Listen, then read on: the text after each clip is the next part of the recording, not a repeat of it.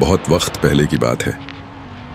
बसराह के एक छोटे से बंदरगाह पर सलमान नाम का एक नौजवान नाविक रहता था। बचपन से ही समंदर उसके लिए रहस्य से भरा एक खुला खजाना था।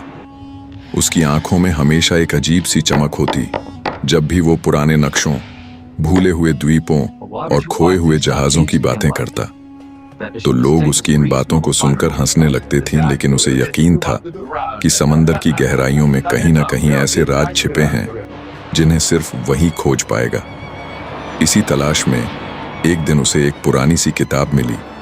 चमड़े की जिल्द जली हुई थी और अंदर के पन्ने पीले पड़ चुके थे। आखिरी पन्ने पर एक अधजला नक्शा चिपका था। उस नक्शे में कोई द्वीप दिखाया गया था जो किसी भी सामान्य नक्शे में नहीं मिलता था। उसके नीचे सिर्फ एक शब्द लिखा था, जिंदा साया। सलमान को जैसे अपनी मंजिल मिल गई हो। वो जानता था ये कोई आम द्वीप नहीं है। लोगों की कहानियां बताती थीं कि ये द्वीप हर 100 साल में बस एक बार दिखता है और वहां से आज तक कोई भी लौट कर नहीं आया।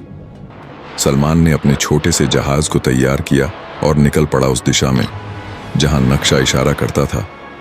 कई दिन बीत गए। आसमान साफ था, लेकिन समंदर कुछ ज्यादा ही शांत हो गया था। हवा में एक अजीब सी खामोशी थी, जैसे समंदर भी सांस रोककर कुछ देखने की तैयारी में हो। 5वें दिन सूरज निकला तो उसके उजाले ने समंदर को नहीं छुआ।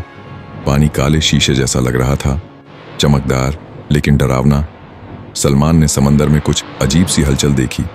वो परछाइयां थीं, बिना किसी जिस्म के, बस हिलती डुलती परछाइयां।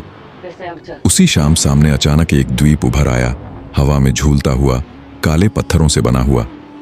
न उसमें कोई हरियाली थी, न कोई पक्षी, न आवाज। उसका प्रतिबिंब पानी में नहीं था।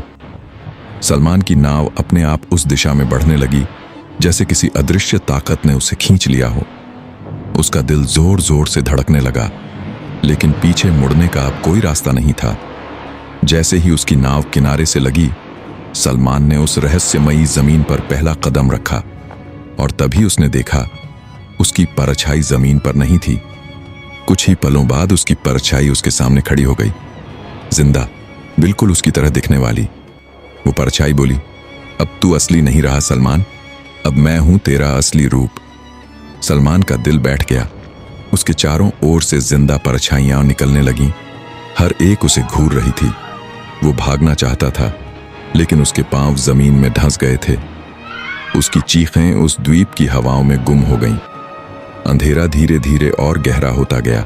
सलमान के चारों ओर फैली जिंदा परछाइयां अब उसके इतने करीब थीं कि उनकी सांसें वो महसूस कर सकता था। अगर उनमें सांसें होतीं, वो आवाजें निकाल रही थीं, कुछ फुसफुसाहटें, जैसे कई 100 सालों से किसी को पुकार रही हों। सलमान डर से कांप रहा था, लेकिन उसने हिम्मत नहीं हारी। उसने अपनी जेब से वो जली हुई किताब निकाली जिसमें वो नक्शा मिला था। तभी अचानक एक परछाई उस किताब पर झपट पड़ी, लेकिन जैसे ही उसका हाथ उस किताब को छूता है, वो चीख मारकर पीछे हट जाती है। सलमान समझ गया कि ये किताब या नक्शा इन परछाइयों के लिए एक जाल है, या शायद दरवाजा।